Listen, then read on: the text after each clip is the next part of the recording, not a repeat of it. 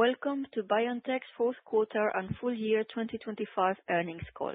I will now hand the call over to Doug Maffei, Vice President, Strategy, Investor Relations. Please go ahead. Thank you, operator. Welcome to BioNTech's fourth quarter and full year 2025 earnings call. As a reminder, the slides we will be using during this call and the corresponding press release can be found in the investor section of our website. On the next slide, you will see our forward-looking statements disclaimer. Additional information about these statements and other risks are described in our filings with the U.S. Securities and Exchange Commission. Forward-looking statements on this call are subject to significant risks and uncertainties and speak only as of the date of this conference call. We undertake no obligation to update or revise any of these statements. On slide 3, you will see the agenda for today's call. I'm joined today by the following members of BioNTech's management team: Ugur Sahin, Chief Executive Officer and Co-founder, Özlem Türeci, Chief Medical Officer and Co-founder, and Ramon Zapata, Chief Financial Officer. With this, I'll hand the call over to Ugur. Thank you, Doug, and a warm welcome to everyone as you join us today. As BioNTech has grown, our vision has remained constant, namely translating science into survival. Our focus is on oncology. Cancer remains a complex systems problem, varying between patients and further within individual tumors. We believe that the future lies in rationally designed therapeutic combinations that pair potent, precise mechanisms of action to achieve biological synergies. To this aim, we have purpose-built a diversified clinical pipeline spanning next-generation immunomodulators, antibody-drug conjugates, and mRNA immunotherapies that enable effective, personalized precision medicine and novel combinations across solid tumors. In 2025 and early 2026, we have made strong progress towards realizing our ambitions. The year was marked by important achievements in 4 key areas. We have maintained our leadership in the COVID vaccine market and launched our variant-adapted vaccine in partnership with Pfizer. Our vaccine is now distributed in over 180 countries with more than 50% market share in major markets. Second, we have advanced our oncology programs with a registrational nucleus advancing in lung and breast, supported by a bold clinical evidence base with more than 4,000 patients enrolled across phase 2 and phase 3 studies. As a result, we anticipate multiple late-stage event-driven readouts in 2026. In parallel, we now have more than 10 novel combination trials with pumitamig in progress. We executed key strategic deals, most importantly with BMS, to strengthen the execution of and help de-risk our pumitamig programs. We acquired Biotheus, thus gaining full rights to our cornerstone asset pumitamig, and completed the acquisition of CureVac, strengthening our position in the mRNA field. And last but not least, we exceeded our already increased 2025 revenue guidance and ended the year in a strong financial position with more than 17 billion euro in cash equivalents, and securities. We maintained disciplined resource allocation with active portfolio management, focusing on late-stage programs that provide a clear potential to drive value appreciation. For 2026, we are focused on 3 key priorities. The first is to accelerate the late-stage development of our first wave of oncology assets, and we anticipate key late-stage data readouts this year. Second is building momentum in our combination-based approach. Multiple data readouts from our novel pumitamig combination trials are expected this year and will inform our first pumitamig plus ADC pivotal trials. Third is to continue our evolution from our platform-centric approach to a tumor-centric clinical development program centered around high-incidence cancers, including lung cancer, breast cancer, and other tumors. The foundation of this matrix approach is leveraging our diverse clinical assets for combination strategies, which will allow us to address several lines of treatment with different combinations. Our current late-stage pipeline illustrates the broad and robust approach we are taking to advance our ambitions to become a multi-product company. Today, we have a growing set of late-stage and pivotal programs across high-incidence tumors with a clear registrational path and stage expansion options where we believe we can make meaningful difference for patients. We expect a sustained cadence of event-driven late-stage readouts across different tumor types from 2026 to 2030. Our clinical program provides multiple approval opportunities, and we are building launch readiness now, deepening indication-specific expertise, and advancing commercial and market access capabilities in the tumor types where we anticipate first launches. Earlier today, we announced plans to pursue next-generation mRNA innovations in a new independent company as BioNTech advances towards becoming a multi-product company by 2030. The new company will be founded and led by Özlem and me, and we are both excited at the prospect of this new chapter on our personal journey towards our vision to translate our science into meaningful advances for patients. In order to do this, our new company will be built with distinct resources, operations, and funding options. BioNTech plans to contribute related rights and mRNA technologies to the new company. In exchange, BioNTech will hold a minority stake in the company. This will enable and support prioritized development of these innovative technologies. A binding agreement is expected to be signed by the end of the first half of this year. Özlem and I will transition to lead our new company by the end of 2026, when our current BioNTech service agreements end. As BioNTech founders and significant shareholders, we will remain close to the company. BioNTech will continue to sharpen its strategic focus on the development and commercialization of its growing late-stage pipeline spanning innovative immunomodulators, ADCs, and mRNA candidates. Combination approaches are a core part of BioNTech's strategy to maximize the value of our next-generation immune oncology backbone candidate, pumitamig. BioNTech's potential stake in the new company will provide both organizations with opportunities to collaborate on combination approaches involving their candidates, with the potential to create new complementary or synergistic treatment strategies. BioNTech and our new company will each have unique capabilities, world-leading expertise, and will focus on their respective strategic priorities to maximize value for patients and shareholders. Over the past 18 years, we have built BioNTech from a startup into a global biopharmaceutical company with a strong and diversified pipeline. During the COVID-19 pandemic, we expanded beyond oncology to develop the first approved mRNA vaccine, helping to protect people worldwide. None of this would have been possible without the extraordinary dedication of our teams, the trust of our shareholders and supervisory board, and the commitment of the partners who have supported us along the way. Today, BioNTech is well positioned to advance its mission and become a commercial multi-product company. I look forward to updating you on our progress throughout this year. Thank you all. With this, I will hand over to Özlem for an update on our oncology execution. Thank you, Ugur. I'm glad to be speaking with everyone today.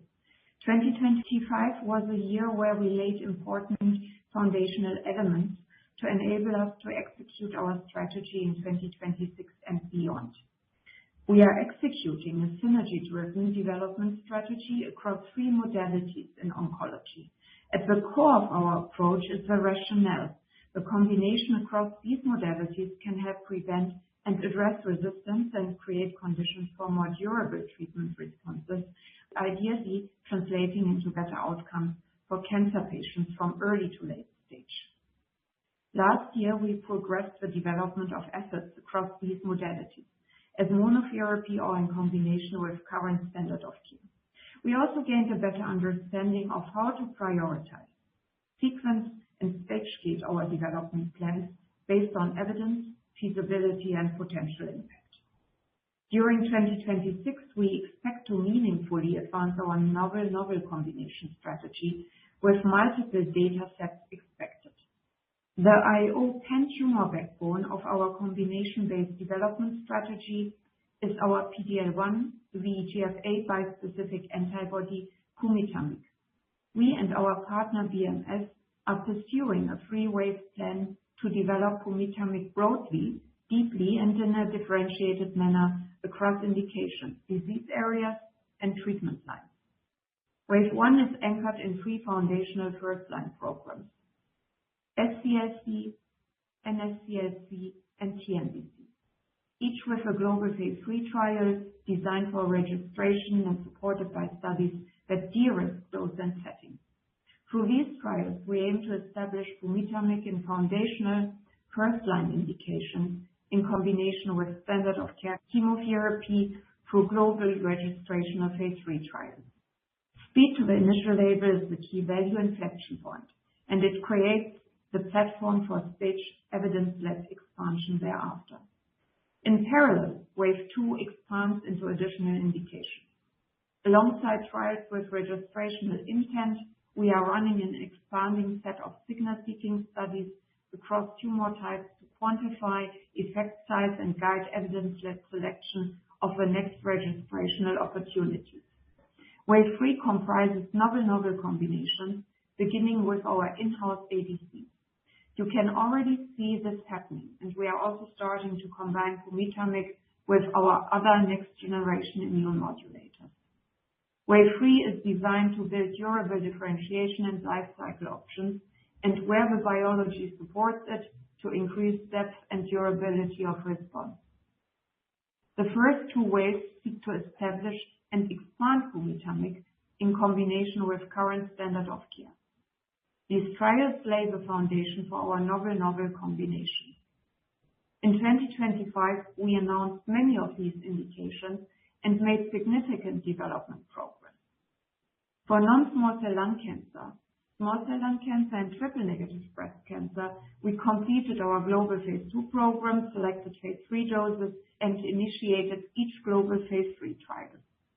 With our partner BMS, we were able to accelerate the expansion into other tumor types and settings. In January, we announced our intention to have 8 global phase 3 trials running by the end of this year, and depending on data from some of the signal-seeking phase 2 trials listed here, we may further expand our phase 3 programs.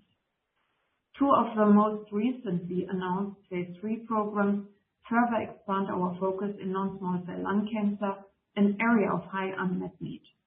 Lung cancer has a significant incidence, and the majority of patients are diagnosed with late-stage disease leading to poor long-term survival despite the treatment advances with checkpoint inhibitors. Our Rosetta Lung 02 trial, which is evaluating pumitamig in combination with chemotherapy as a first-line treatment for patients with metastatic non-small cell lung cancer whose tumors do not have any actionable genomic alterations, is well underway. We are expanding our registrational program with 2 new non-small cell lung cancer trials. The first, Rosetta Lung 201, is evaluating pumitamig as a treatment for patients with stage 3 unresectable non-small cell lung cancer who have not progressed after platinum-based concurrent chemoradiation therapy. The second, Rosetta Lung 202, is evaluating pumitamig as a monotherapy in first-line treatment for patients with PD-L1 high metastatic non-small cell lung cancer. We and BMS expect these 2 trials will initiate this year. Progress and insights from the first 2 waves bolster and empower the third wave. This wave seeks to elevate pumitamig's reach and maximize its clinical impact through novel asset combination.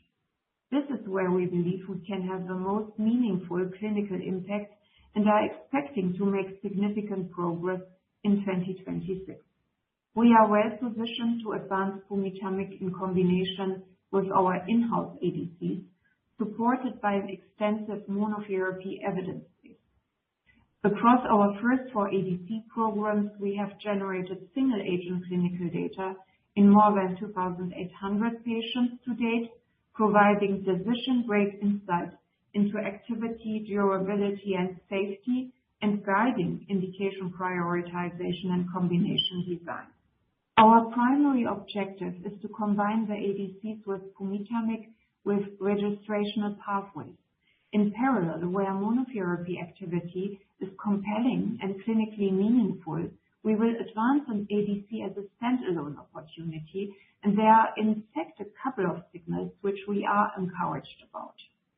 For instance, we have evaluated activity and safety of BNT324, our B7-H3 ADC, in a broad early-stage development program consistent with the expression profile of B7-H3 across a variety of cancers. BNT324 has demonstrated pan-tumor activity and favorable safety profile across a broad range of tumors, categorized by low single-digit rates of grade 3 treatment-related adverse events and low rates of any grade ILD pneumonitis. One area of particular interest is metastatic castration-resistant prostate cancer, where we observe strong activity in heavily pretreated patients. With the goal of moving to earlier lines of treatment, we have designed a phase 3 trial in the first line of this indication. We expect recruitment to begin in the coming weeks. We believe BNT324 is well positioned to address the need for an easily administered, well-tolerated treatment option with the potential for more durable responses. The progress and wealth of insights we have generated on our ADCs as monotherapy and on pumitamig in combination with chemotherapy has informed our evaluation of pumitamig plus ADC combinations in a number of phase 1/2 trials in certain tumor types. We apply a multi-factor screen, not signal alone, including effect size, tolerability, headroom, addressable population, competitive context, operational feasibility, and CMC readiness to nominate the first pivotal combos. Moving now to our portfolio of innovative mRNA cancer immunotherapies, which aim to activate and educate the immune system with precision. Our personalized approach includes autogene cevumeran, which is partnered with Roche Genentech. In 2025 and early this year, we published data from multiple trials that support our focus on the adjuvant setting, where tumor burden and heterogeneity is lowest. The biology and our clinical experience point to greatest relevance in earlier disease settings, where lower tumor burden allows the immune system to consolidate control. Recently, we and our partner Roche, the sponsor of the trial, decided to discontinue the trial in high-risk muscle-invasive urothelial carcinoma. The reason for this decision is the rapidly emerging treatment landscape and shifting standard of care. Our other randomized phase 2 clinical trials evaluating autogene cevumeran in adjuvant pancreatic ductal adenocarcinoma and adjuvant colorectal cancer continue as planned, and we and our partner Roche Genentech remain committed to the development and advancement of autogene cevumeran to address the high unmet medical needs in these indications. In adjuvant ctDNA positive stage 2 high-risk or stage 3 colorectal cancer, we have a phase 2 trial evaluating autogene cevumeran monotherapy against watchful waiting. The final analysis with DFS as primary endpoint is event-driven and according to updated projections to be expected in 2027. For FixVac in first-line HPV-16 positive PD-L1 high head neck cancer, we have a phase 2/3 trial in combination with pembrolizumab. Recruitment is ongoing and a phase 3 interim analysis is expected in 2026. 2026 will be a year packed with potentially value-creating readouts and catalysts. In summary, I'd like to highlight a few of our late-stage potential registrational trials. For TPEM, we expect to present phase 2 data in endometrial cancer and phase 3 interim analysis in HR-positive, HER2-low breast cancer later this year. For gotistobart, we expect a phase 3 interim analysis in the second line and beyond squamous non-small cell lung cancer setting. For pumitamig, we expect a phase 3 interim analysis from our China trial in first-line TNBC. In total, we anticipate 6 readouts from late-stage trials. Looking across our pipeline, we believe the potential to lift survival curves for patients is immense. With that, I will now turn the presentation over to our CFO, Ramon Zapata, for the financial update. Thank you, Özlem, and a warm welcome to everyone who's joining us today. Today, I will be covering 3 main topics. First, our full year and fourth quarter 2025 financial results. Second, adjustments we will be making to our reporting and guidance going forward. And third, our full year 2026 guidance. Financially, 2025 was a strong year for BioNTech. We exceeded our revenue guidance, which we had raised during the year. We were also in line with our already reduced R&D and SG&A expenses guidance for the year. These results were informed by our active portfolio management and strategy, where we are focusing our resources on programs that have the biggest potential to elevate patient outcomes and deliver value for our shareholders. Also important is our tailored, innovative partnership model, which contributed meaningful revenue and cost sharing across multiple programs. Our total revenues in 2025 were 2.9 billion euros, a slight increase from the prior year, despite the year-over-year decrease in COVID-19 vaccine revenues. This decline was offset in part by the recognition of 613 million euro in revenue derived from the non-contingent upfront and anniversary payments from our BMS collaboration. R&D expenses were approximately 2.1 billion euro, which is a slight decrease from prior year, despite the acceleration of our late-stage oncology programs. This was enabled by cost savings resulting from our active portfolio management, as well as positive effects resulting from our pumitamig cost sharing with BMS. We continue to drive value creation through active portfolio management, shifting towards later-stage de-risk programs that have the potential to really deliver a new era of growth for BioNTech. We ended 2025 with 17.2 billion euro in cash equivalents, and security investments.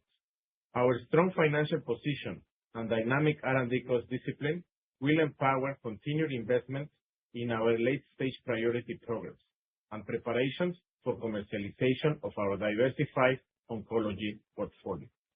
Starting today, we will be supplementing our IFRS reporting with certain adjusted non-IFRS measures, as you can see on the slide. These adjustments are intended to provide complementary information and context to understand the company's underlying business performance and will be reflected in our guidance metrics. These non-IFRS measures will exclude expenses and income from legal proceedings, impairments and reversals, employee-related expenses from restructuring, and income from bargain purchase, and income and expenses from divestiture-related items. In 2025, these factors impacted our cost of sales, R&D, and mainly our other operating results under IFRS. When excluded, we ended 2025 with an adjusted non-IFRS net loss of 117 million euros. On the fourth quarter figures, revenues were lower than in the same period previous year, driven by reduced demand for our COVID-19 vaccines. Our R&D expenses were also lower in the last quarter of 2025 compared to Q4 2024. Again, this was mainly driven by cost savings resulting from active portfolio management and positive effects resulting from our cost sharing with BMS. Turning to the next slide, let me highlight our financial outlook for 2026. All guidance we provide will be on an adjusted basis. We expect total revenues for 2026 in the range of 2 to 2.3 billion euros. Compared to 2025, we expect the same amount and quarterly timing of revenue from our BMS collaboration, but expect lower COVID-19 vaccines revenues. On other revenues, we expect similar revenues in 2026 from the pandemic preparedness contract with the German government and from our services business. However, we do not expect any one-time positive revenue effects, such as the payments from Pfizer's opt-out of our shingles program that occurred last year. On COVID-19 vaccines revenues, we anticipate lower Comirnaty revenues compared to 2025, driven by declines in both the European and United States markets. The United States continues to be a competitive and dynamic market, where we expect lower revenues this year as a result of this. In Europe, we expect lower revenues as we defend our market share and begin managing the transition of multi-year contracts. In Germany specifically, we recognize direct sales of our COVID-19 vaccines as revenue. Hence, the anticipated declines in our sales of COVID-19 vaccines in the country will have a direct impact to our top line, whereas revenues outside of Germany only affect our top line as part of the 50% gross profit split with our partner, Pfizer. In terms of revenue cadence, we anticipate COVID-19 vaccine revenues facing similar to last year, with the last 4 months of the year driving the full year revenue figure. As in 2025, the 613 million euro BMS payment recognition is expected in the third quarter of 2026. Comirnaty remains a strong brand and a leading global COVID-19 vaccine franchise.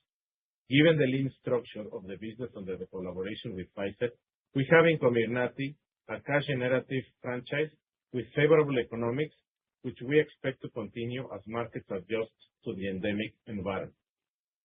Turning to operating expenses, in 2026, we expect adjusted R&D expenses to be in the range of 2.2 to 2.5 billion euros, and adjusted SG&A expenses to be in the range of 7 to 800 million euros.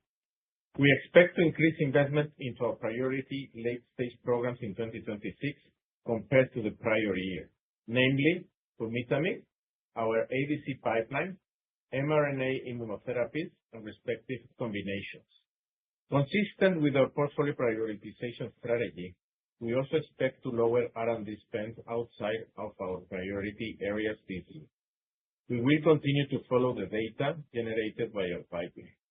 As part of these prioritization efforts, we follow a rigorous go-no-go decision-making process across all development stages. This allows us to focus on the programs which we believe represent the strongest opportunities, preserve cash, and have strategic flexibility to assess inorganic opportunities as they come through.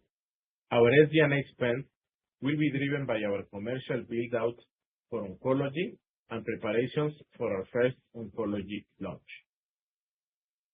2025 was a year of great progress, during which we advanced important components to empower the execution of our strategy. We advanced our pipeline while de-risking our R&D investments and efforts. We progressed key programs into pivotal stage, established our partnership with BMS, all while maintaining a strong balance sheet. During 2026, we will continue to focus on driving our execution at scale and speed by accelerating pivotal trials, advancing combination therapies, and continuing to build indication-specific oncology portfolios. We are energized as we look towards a phase of sustained clinical data output from 2026 to 2029. By 2030, we envision BioNTech as a diversified, multi-product company focused on achieving long-term sustainable growth and generating value for patients and shareholders. Lastly, before opening the call for the Q&A, on behalf of the management board, I would like to thank Ugur and Özlem for what they have built here at BioNTech. Your vision, talent, dedication, and relentless pursuit of excellence has had a lasting impact on the world and all of us. We are excited to see and support what comes next. BioNTech is in an optimal position to execute this next phase of growth. You have truly inspired us all to be bold, and to continue to push the boundaries of what we believe is possible. With that, we would like to open the floor for questions. Thank you. To ask a question, please press star 11 on your telephone and wait for your name to be announced. To withdraw your question, please press star 1 and 1 again. We will now take the first question from the line of Dina Graybosch from Leerink Partners. Please go ahead. Well, thank you for the question. Congratulations to Ugur and Özlem on your new pursuit. I'm excited to see where you take it, but certainly it feels like a transition today. And I think I'll ask my question there. So can you help us better understand how you'll split the mRNA therapeutics, what remains in the parent BioNTech, and what kind of innovation will you take to pursue in the new company? Okay, thank you, Dana. So, Ugur, I think that's one for you in terms of what could potentially go to the new company from mRNA technologies. Hi, Dana. Great to hear you. So first of all, there is nothing that is going to change from the BioNTech perspective. Everything what is visible today will stay with BioNTech. Yeah? Clinical, and everything what we have communicated so far. I don't want to speak too much about the new upcoming company because this is not disclosed and it is still under discussion. But what you can imagine, Dina, is and you are very close to that, that the field in the mRNA space is rapidly advancing. Yeah? And we are seeing a lot of innovation happening, particularly in combination with AI. Yeah?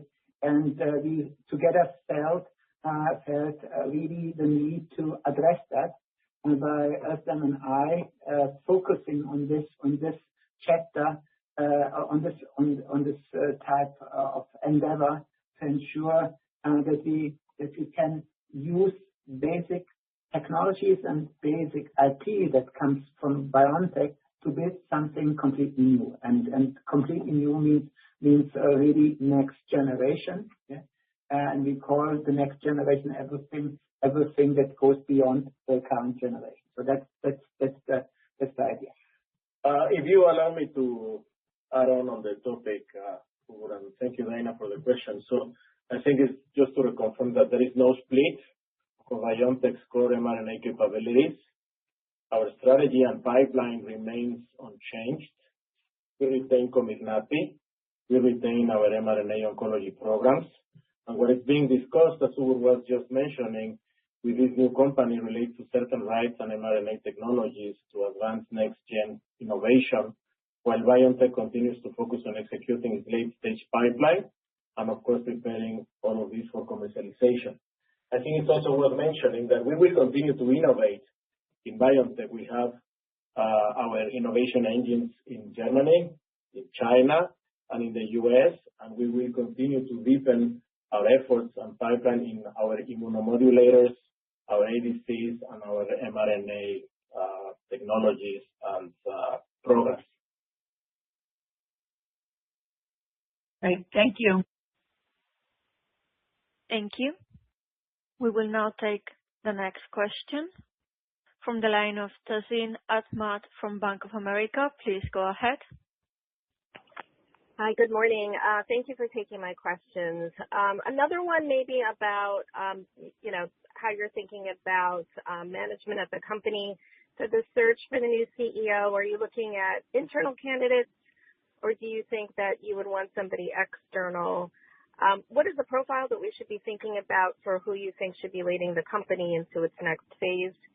And then one question about TPAM. How are you preparing for that launch in endometrial cancer, and is that going to serve as sort of a infrastructure build for other launches, or is this just going to be tailored for this particular launch? Thank you. Okay, thank you, Tazeen. So just to confirm, we've got one question on the search for replacement CEO and CMO and the criteria, and then on TPAM prep for EC, and whether the infrastructure is just for that launch or for future launches as well. Thank you. Thank you, Tazeen, for the question. So on your first part, Ugur and Özlem will remain in the role through the transition period, and the supervisory board has already initiated executive searches to identify the next leadership and their successors. The focus is on leaders with strong experience in late-stage development and commercial execution, which reflects BioNTech's next phase of growth. At the same time, as you know, with an MRE and all of our commercial teams, we are already preparing the organization for these potential launches, including endometrial cancer and other programs, and we are building the commercial, medical, and market access capabilities needed to support all of this pipeline coming through.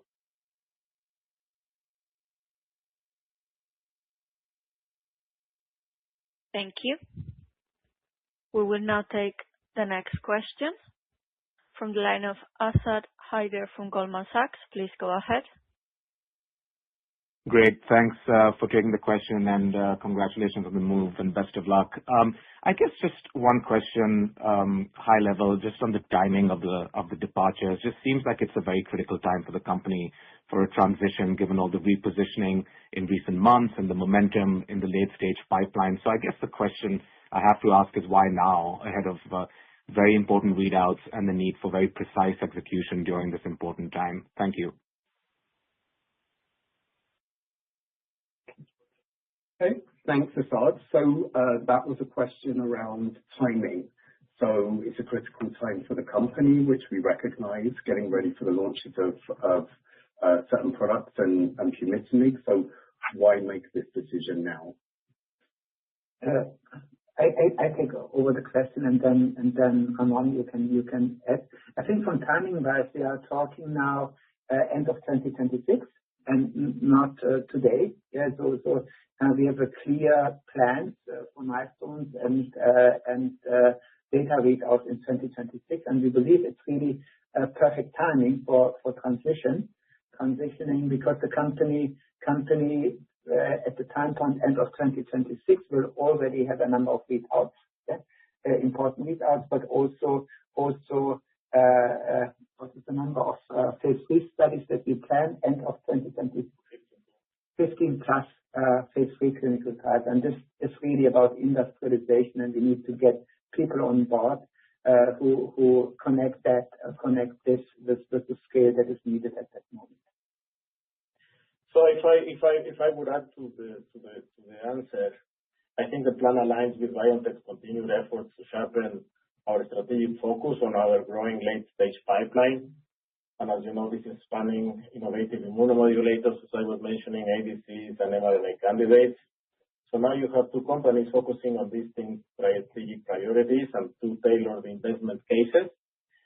And BioNTech expects to maximize value for patients and shareholders alike. And in terms of our collaboration and contribution to the NewCo, so we also retain the possibility to participate in NewCo's upside through its minority stake. So I hope this provides clarity. Thank you. Thank you. We will now take the next question from the line of Cory Kasimov from Evercore ISI. Please go ahead. Hey guys, appreciate you taking the question. First, just a quick clarification question. I just want to be clear. Does BioNTech contribute any capital to this new company, or is it just planning to be a minority investor? And then on the pipeline front regarding GOTI, if you were to replicate the results you saw in part 1 in part 2 of the study, how do you think about the market opportunity in second line plus squamous non-small cell lung cancer? Thank you. Okay, great. Thank you, Corey. So just to clarify, first question was whether BioNTech plans to contribute any capital to the new company or whether it's a minority stake. Second question on GOTI, if we were to recapitulate the part 1 results in part two? What do we anticipate the market opportunity would be? Thank you, Corey, for the question. So let me answer the first one. I think the short answer would be no. Based on what is contemplated today, BioNTech's contribution to the new core relates to certain rights and mRNA technologies, not cash. The new company will have the ability to pursue funding from other sources, while BioNTech remains focused on advancing our late-stage pipeline and keep preparing for commercialization and further innovation in our key priorities.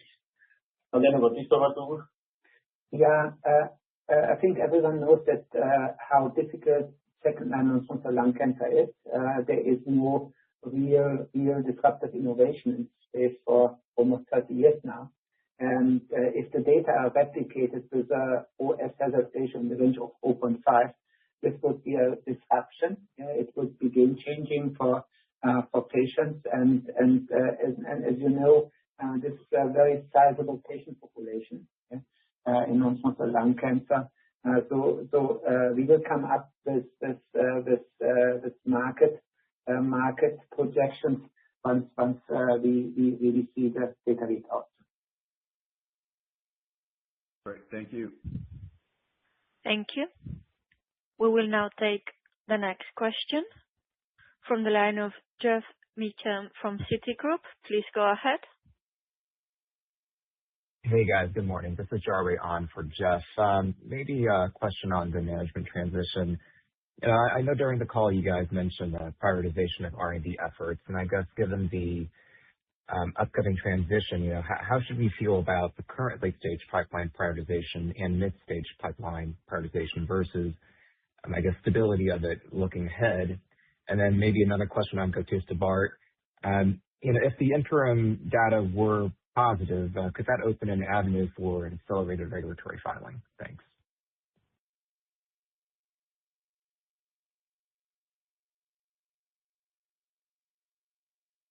Okay, thank you for the question. So we have one on the management board transition, and then the second question on portfolio prioritization efforts and current late stage versus mid stage.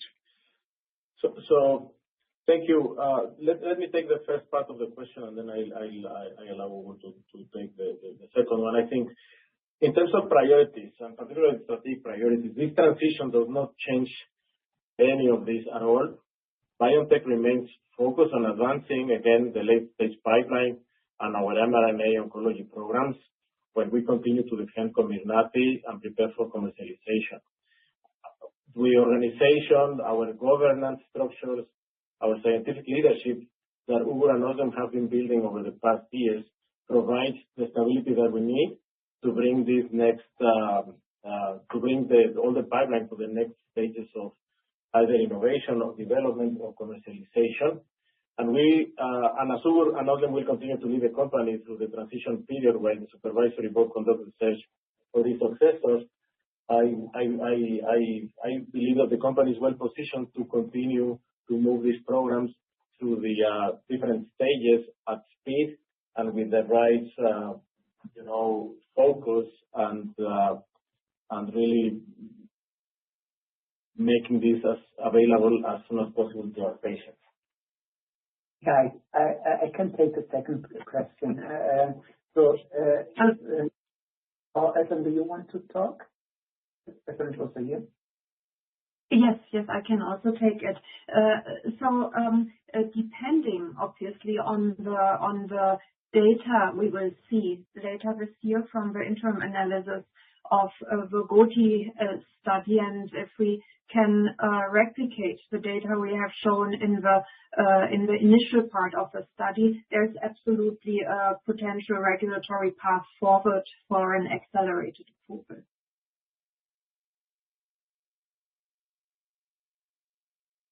The second part of the question with regard to the pipeline, so we have really built an extremely rich pipeline, and the pipeline is not only individual drugs, but we believe it's our establish, expand, and elevate strategy. Yeah? We are building a combination approach that could allow us now by rapidly transitioning from phase 2 into phase 3, really address multiple indication spaces with our current pipeline. We have a number of phase 1 assets, including, again, next generation IO molecules, including, again, ADCs that we have in our pipeline but never shared data so far. So you will hear also in the early stage clinical for the early stage clinical assets in the end of this year, beginning next year data update.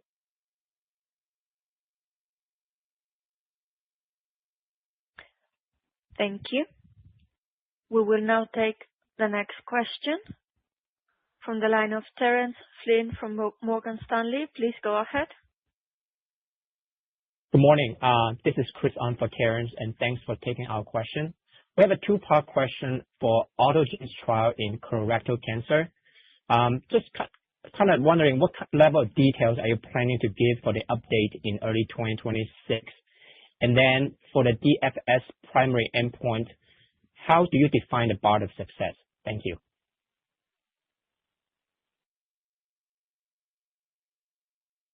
Okay.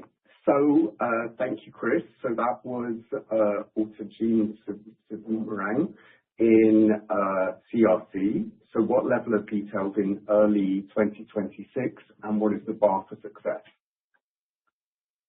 So our final analysis will be later. We have just updated the projections based on the current accrual rate or event rate, to be more precise, for early 2027. And this is the time point where we expect to have robust data. Our earlier analysis, which is an interim analysis, will just guide us to continue the trial. However, will not be the basis for any steps towards based on efficacy data. And what our objective is that we want to be statistically significantly and clinically meaningfully better than the standard of care with regard to DFS.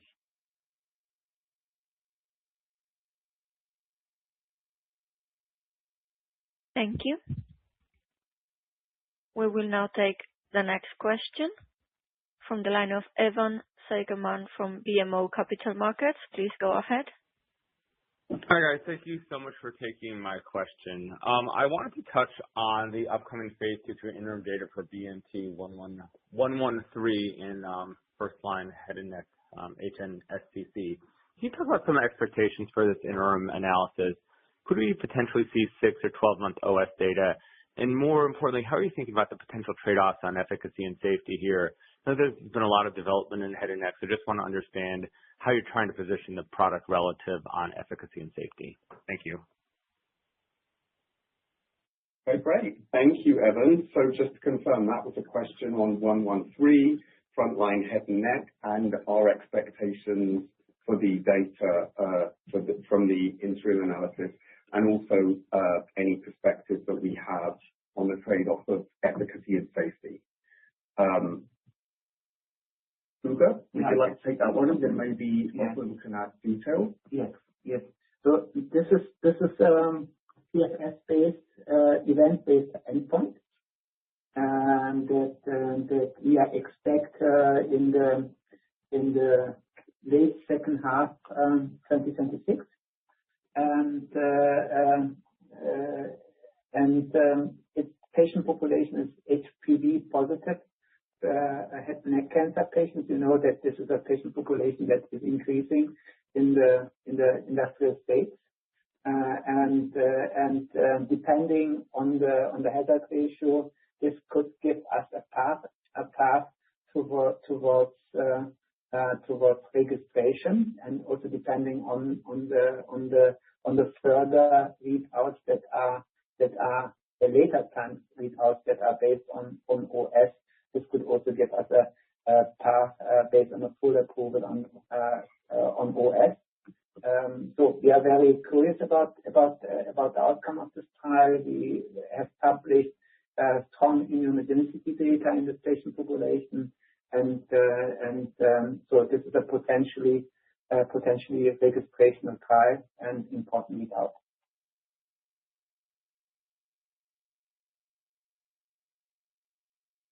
Thank you. We will now take the next question from the line of Yaron Werber from TD Cowen. Please go ahead. Great. Thanks so much. I just have a couple of questions. The first one on Rosetta Lung 02. I see the study was now expanded to 1,260 patients from 986 or so, and data is now in fiscal year 29. Is one sub-histology expanded, or are both of them equally expanded, and what was the reason to do so? I think it makes sense given the expansion from your competitor. And also, what data should we expect in the phase 2 endometrial cancer TCAN this year? Thank you. Okay. Thank you, Yaron. So to confirm, these are questions mostly for Özlem. And so the first is on Rosetta Lung 02, on the rationale behind the expanded study across both histologies. And then next question was on any potential data from TPAM in DC this year. Yes. Regarding the sample size increase in our non-small cell lung cancer study, we are constantly assessing available data or emerging data from our trials and also from other trials with this bispecific antibody class. And based on this data, we expanded the sample size also to increase speed. It was an increase for both histologies. We also amended the trial design with regard to the endpoints. We have PFS now as primary endpoint and OS as key secondary endpoint, which also helps with the speed. That means the rationale for both amendments is changed statistical considerations and also recalibration of recruitment. The second question was about TPAM. I guess specifically about TPAM in endometrial cancer, second-line endometrial cancer. Our data package, which we plan to submit for BLA this year. We've also in parallel initiated a confirmational trial, a phase 3 trial for this indication, which is ongoing, and our plans remain unchanged.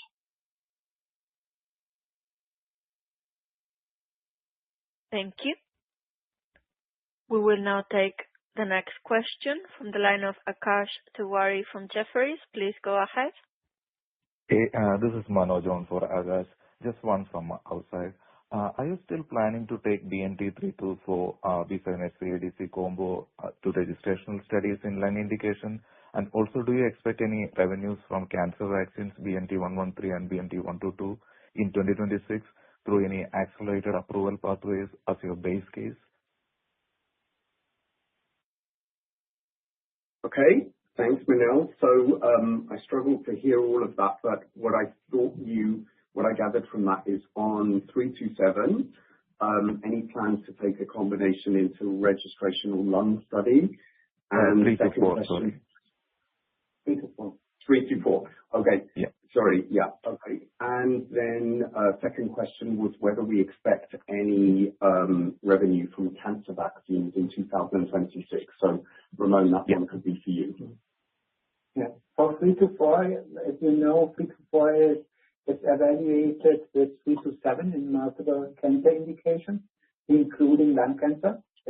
We are expecting data here in the second half of 2026, and of course we are prepared if we see a strong signal to transition from phase 2 into a phase 3 trial.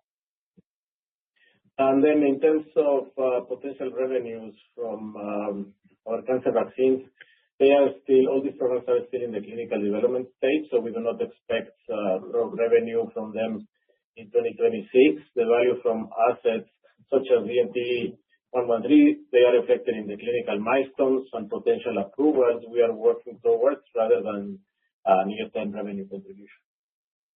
Thank you. Thank you. We will now take the next question from the line of Asthika Goonewardene from Truist. Please go ahead. Hi, good morning, everyone. This is Carly on for Asthika from Truist. Just a couple of questions from us. First, for this new company, would there be any milestone or royalty economics tied to the IP belongs to BioNTech? And second, on COVID sales, how large do you expect the step down to be versus 2025, and how should we think about the relative pressure coming from U.S. versus Europe and versus Germany? Thank you.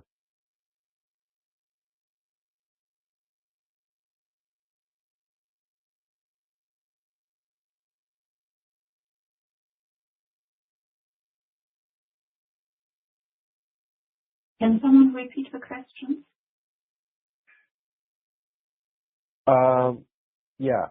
First question on the new company, would there be any milestone or royalty economics tied to the IP that belong to BioNTech?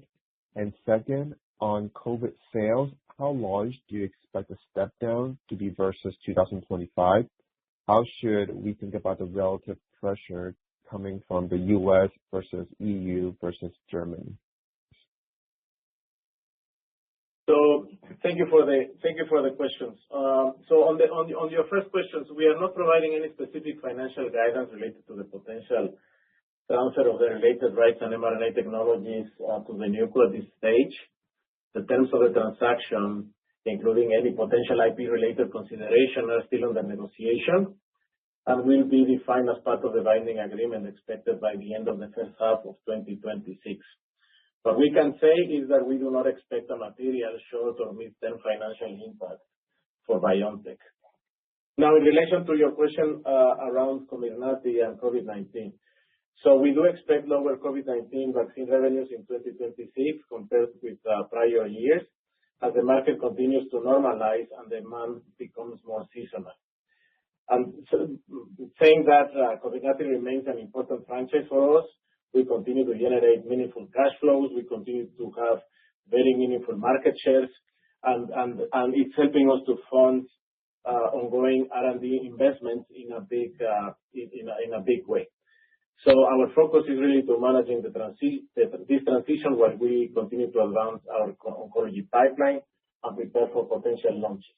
If I would go a little bit more in detail, so to your question, the United States, the U.S. is still a competitive and a very dynamic market where we expect lower revenue this year as a result of all of this.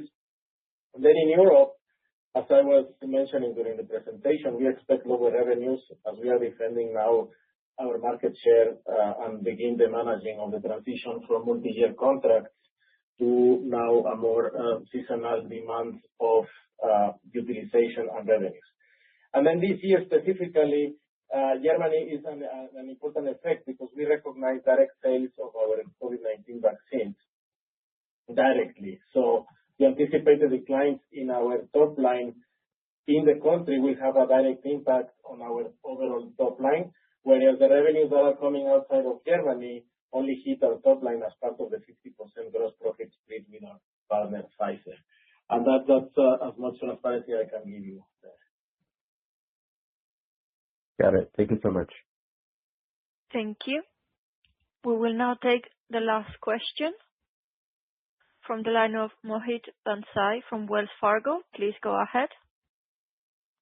Great. Thank you very much for taking my question. I have two, if I may. One from the science side. So for the Rosetta Lung 2 trial, does this make sense to do separate trials for squamous and non-squamous? And do you think that there is a lower bar to be successful in squamous trial? That's the first question. And second question for Ramon, what is your thought process here to do a buyback or some kind of special dividend there, given that cash position and your cash requirements going forward? Thank you. Okay, great. Thank you, Mohit. So, two questions in there. One for Ramon on any thoughts around a potential buyback, share buyback, given our cash. And then another question for Özlem on Rosetta Lung 2, on squamous and non-squamous, and is there a lower bar to be successful in squamous? So I let Özlem to answer the question on Rosetta first. Yes, Mohit, thank you for the question. You asked whether it makes sense to have two different studies.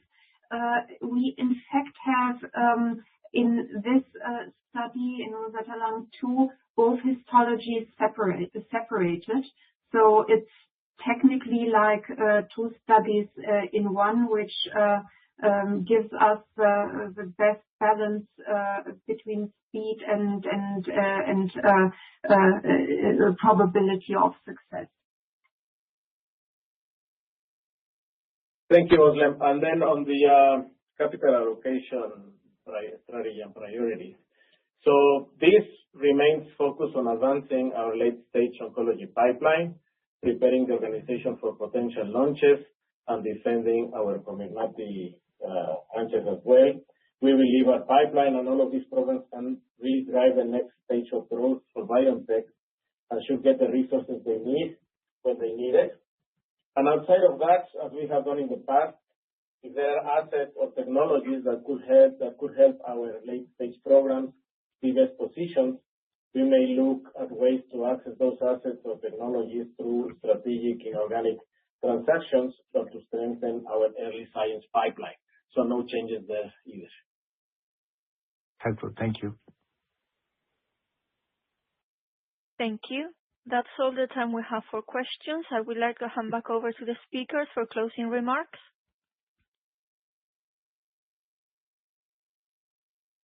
Well, I think so. It was, of course, an important day of announcements. I would like to of course, thank all of you for your continued interest in BioNTech. As you have heard today, we are entering an important phase for the company with multiple late-stage programs progressing and key readouts ahead. Pumitamig is the backbone of all of these efforts. Our strong collaboration with BMS on late-stage execution, the next combinations with Pumitamig, and then continue our strategy on having this strong balance sheet, focused strategy, and the strengthening of our teams, our partners, and our governance, so that we remain confident in our ability to advance our pipeline and move BioNTech towards becoming a multi-product oncology company by 2030. We really appreciate your time today and really looking forward to updating you on the progress in the quarters ahead. This concludes today's conference call. Thank you for participating. You may now disconnect.